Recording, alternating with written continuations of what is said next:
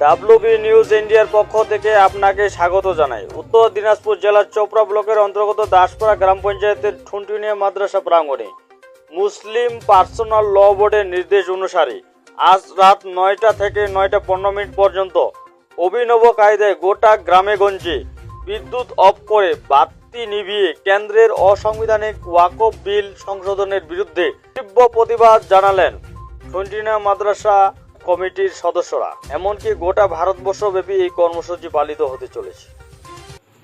বন্ধ করে দেয় এবং তারপরে চুপ থাকে।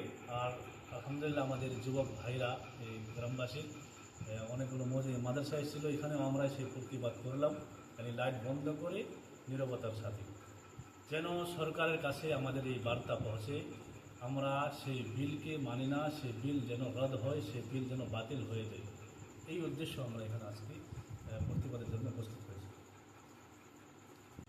এটা ঠুনঠুনিয়া জামাতবাসী, এটা দাসপাড়া গ্রাম পঞ্চায়েত, চোপড়া উত্তর দিনাজপুর। আপনার পরিচয় বলবেন? মৌলানা সাইফুল ইসলাম, ইমাম ঠুনঠুনিয়া জামাত। যে লাইট বিজলি কারেন্টের 15 মিনিটের জন্য বন্ধ থাকছিল, কি বলবেন এই বিষয়টি? এই বিষয়ে বলতে চাই যে আজকে আমাদের মুসলিমদের একটা বিল পাস হয়েছে ওয়াকফ বোর্ড নামে। সেই বিলটাকে সংশোধনের নামে আমাদের দেশের সরকার সেটা মুসলমানের সব কিছু ছিনিয়ে নেওয়ার পরিকল্পনা করছে। আর এর বিরোধিতা আমরা সবাই করছি। বিরোধিতার ক্ষেত্রে আমাদের আজকে অল ইন্ডিয়া মুসলিম ল বোর্ড থেকে একটা করা হয়েছিল যে আজকে 30 এপ্রিল রাত 9টা থেকে 9:15 অবধি সমস্ত লাইট বন্ধ করে আমরা খামোশির সাথে এটা প্রতিবাদ করব। তো ইনশাল্লাহ এটার আমরা প্রতিবাদ করলাম, খামোশি জানালাম দেশের সরকারকে যে এটা যাতে রদ করা হয়, এটা যাতে বাতিল করা হয়।